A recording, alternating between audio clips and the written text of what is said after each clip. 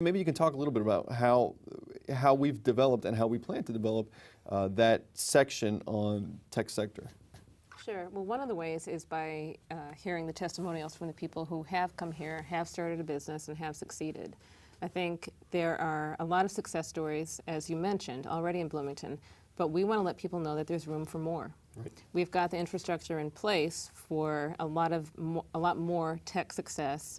And by hearing from the different people and their different approaches to it and why they chose Bloomington, I think one thing I know we're hoping that this site will do is reach out to more alumni, because so many people had a wonderful experience here as a student, and maybe they've gone away, developed a career and a family and a life somewhere else, but have fond memories of Bloomington and think, hey, maybe I'm ready for something different. Maybe I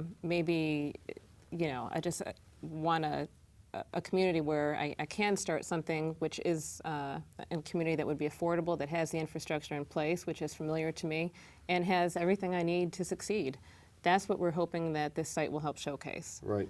And you've got folks that are here already, students that are here for 4 years or more at IU that maybe don't take the time to get out, Sure. Go past the sample gates, explore what's out in the community, and they're surprised, I know. And one of the objectives here with the website is to get those kids engaged and make sure that they know what's there.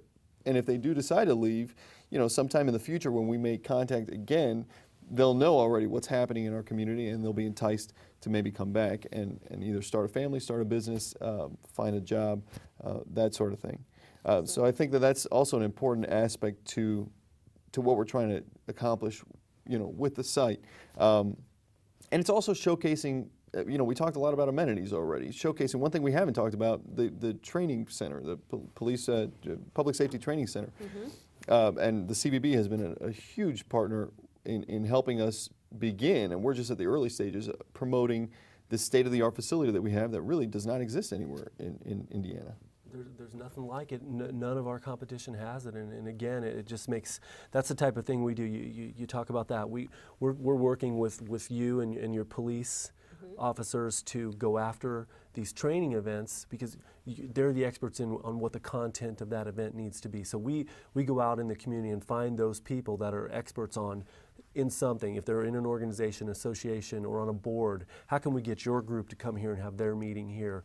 Just like that, how can we get those officers to come here and train at that facility? Because we're the only ones that have it. Exactly. And just for those that don't know, we've got, there's a live burn tower that the fire use, and they have fire schools, and they're able to essentially recreate a fire and train our officers, our firefighters that way. And then we've got the small arms training facility, which allows us to do SWAT training. It allows us to train police forces from other jurisdictions, and certainly allows us to train. It allows us to train at night, and it's got a state-of-the-art lead removal system. So I mean, it really is, and it's got a classroom space so that people can come in and it can be utilized for something other than just strictly firearms training.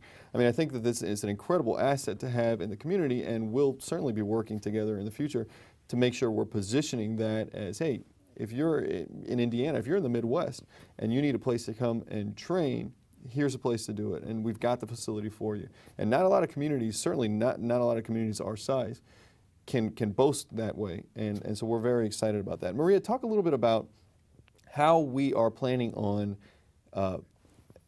promoting this site, because this is really the key element to this. We've got this wonderful site, we've got a great community like we've talked about. How are we positioning this site to be seen all over the region, and are we looking at regional outlets and that sort of thing? You're talking everybody's Bloomington. Everybody's Bloomington.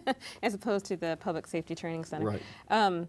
One thing, just back on the center for a second, and I just wanted to relate it back to what we first started talking about, and that was the investment in infrastructure.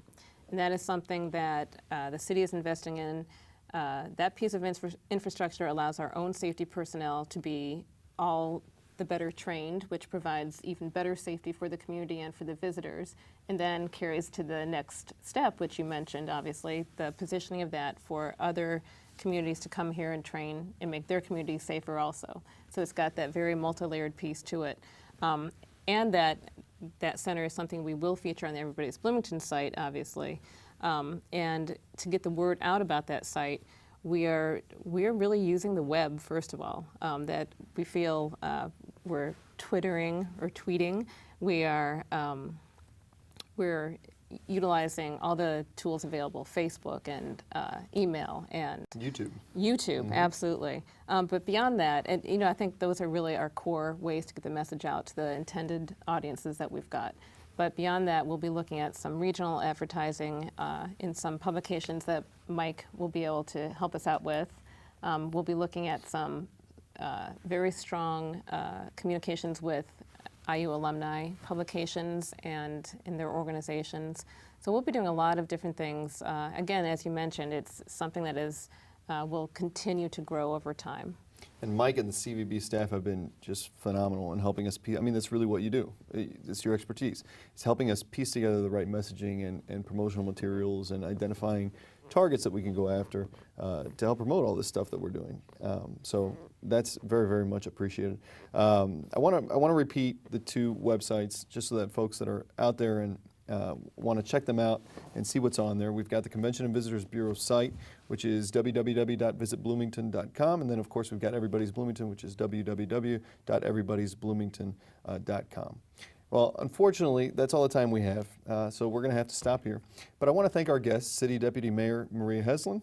Thank you for coming on. And Bloomington Convention and Visitors Bureau Executive Director Mike McAfee, thanks a lot for being here. Bloomington clearly is a place that's full of wonderful surprises.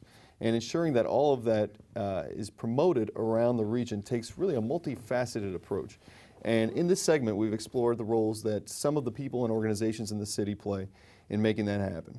After all, that really is the essence of Everybody's Bloomington. It's sharing our Bloomington stories with others and letting people across the Midwest know what a special place this is. Thanks for joining us, and see you next month.